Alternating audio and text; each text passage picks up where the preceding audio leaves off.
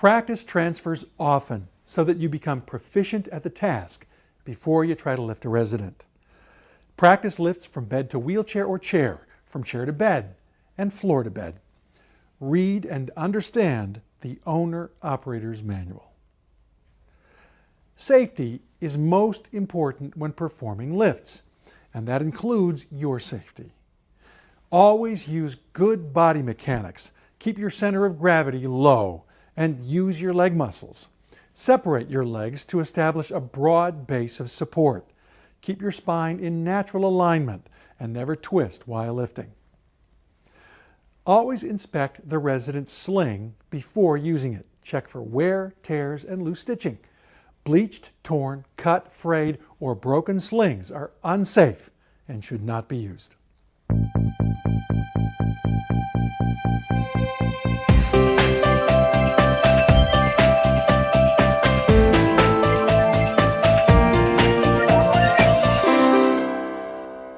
Invacare's Jasmine and Reliant series full-body lifts are valuable tools for lifting and transferring non-ambulatory, bedridden, or obese patients. These battery-powered designs make it easier to assist any patient within the weight capacity of the equipment. They can lift a person from a bed, a stretcher, a wheelchair, a commode, even the floor. And depending on the model, Invacare lifts can handle patients that weigh up to 600 pounds.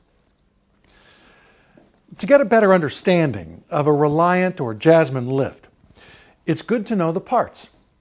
Basically, the lift is made of 3 assemblies: the base, the mast, and the boom. Let's start at the bottom and work our way up, beginning with the base. The base rides over the floor on these 4 low-friction casters. The rear ones are lockable. This is a feature that comes in handy when you're adjusting the sling for initial setup on the patient. You'll see later. Next are the legs. There are 2 of them, and they're adjustable. With the legs closed, the lift can be maneuvered more easily through doors, around furniture, and in tight hallways. Jasmine lifts and some Reliant lifts have motorized legs that open and close with the touch of a button. Other Reliant lifts, like this one, have manually operated legs. To make adjustments on these, you have to use the padded shift handle. It's pretty simple. To open the legs, grab the shifter handle with one hand and the steering handle with the other hand. Pull back on the shifter handle and move the handle to the right. The legs will open. Make sure that the handle drops into this slot to lock the legs into place. To close the legs, just reverse the process. Grab the shifter handle with one hand and the steering handle with the other. Pull back and move the shifter handle to the left and the legs will close. Again, make sure that the handle drops into this slot to lock the legs into place. We can't emphasize enough the importance of making sure the legs are locked in the open position when lifting a patient. The lift is most stable when the legs are fully opened and locked. They must be fully open to ensure proper weight distribution and balance. The next assembly is the mast. Here you'll find these ergonomically designed push handles, a hand pendant which houses the operator's controls, the battery, a control box, and the actuator which actually lifts the patient. Attached to the mast is the boom. The boom is the lifting arm, and at the end of it is the swivel bar.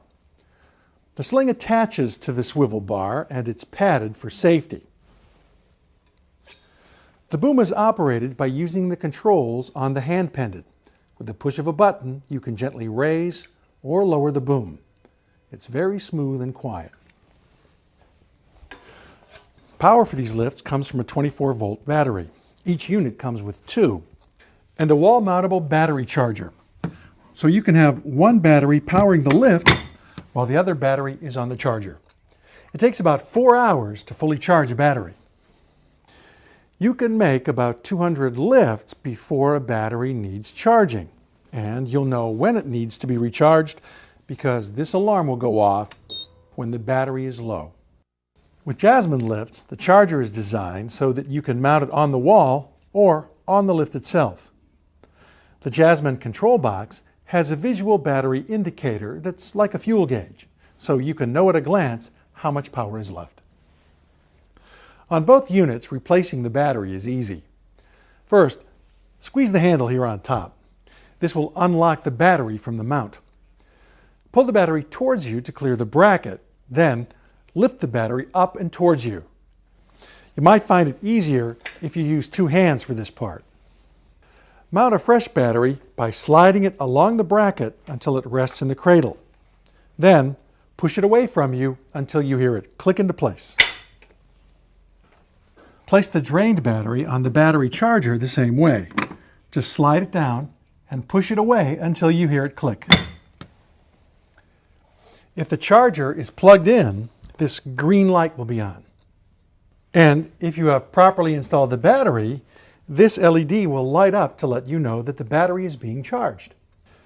When the battery is fully charged, the LED will go out. It's recommended that you leave the battery on the charger until you need to use it.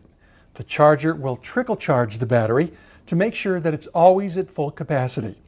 And daily charging will prolong the life of the batteries.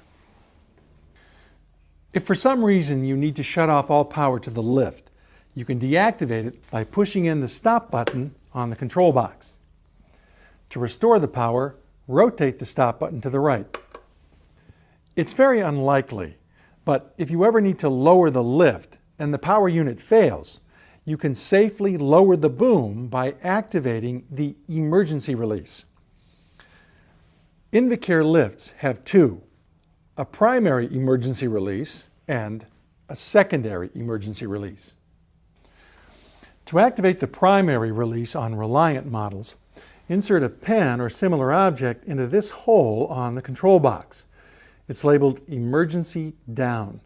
This will cause the actuator to retract and slowly lower the boom. If that doesn't work, or if you can't get to it, you can use the secondary mechanical emergency release, which is located here near the base of the actuator. To activate the secondary release, pull up on the emergency tab and push down on the boom at the same time. This will slowly lower the boom. There must be weight on the boom for this mechanical release to function. The primary emergency releases on Jasmine lifts are more sophisticated. They're here on the control box. There's an emergency up and an emergency down release. Like the Reliant release, insert a pen or like object into the appropriate hole, up if you want to raise the lift, or down if you want to lower it. This will move the actuator independently of the hand pendant controls. The secondary emergency release on the Jasmine lift is located on the actuator. Pull up on the red emergency sleeve. This will slowly lower the boom. There must be weight on the boom for this mechanical release to function. Another safety feature built into all our battery-powered lifts is an anti-entrapment capability. An internal sensor will automatically stop the lift if it meets any kind of resistance while it's lowering. Invacare offers a wide selection of slings to meet most situations. They're constructed of soft, durable mesh or solid fabric with padded areas for extra comfort.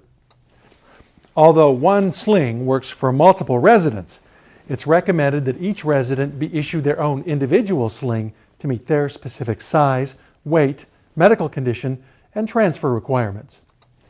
Always check with a physician before selecting a sling.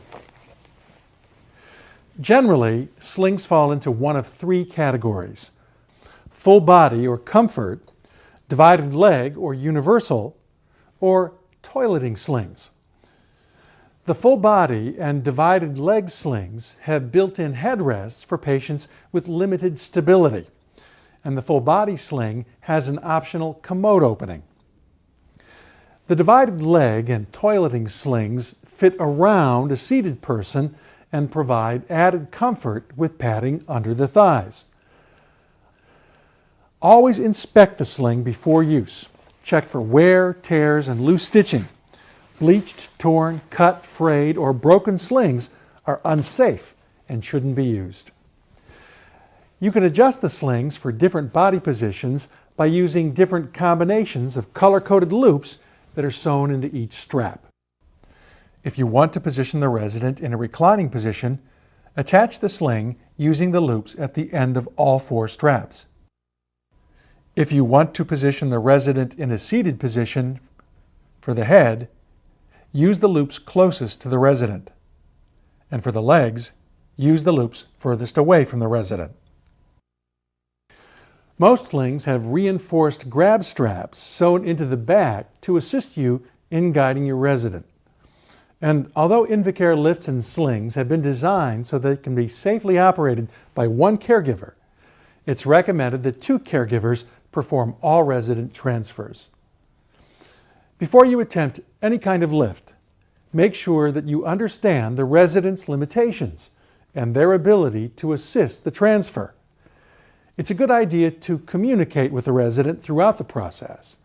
If you explain each step as you work through it, your resident will learn the routine and become comfortable with it.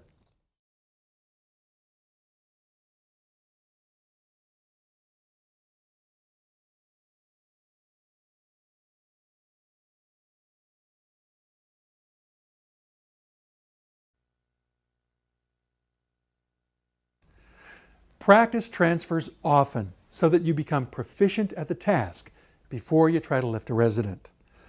Practice lifts from bed to wheelchair or chair, from chair to bed, and floor to bed. Read and understand the owner-operator's manual. Safety is most important when performing lifts, and that includes your safety. Always use good body mechanics. Keep your center of gravity low and use your leg muscles. Separate your legs to establish a broad base of support. Keep your spine in natural alignment and never twist while lifting. Always inspect the resident's sling before using it. Check for wear, tears, and loose stitching. Bleached, torn, cut, frayed, or broken slings are unsafe and should not be used.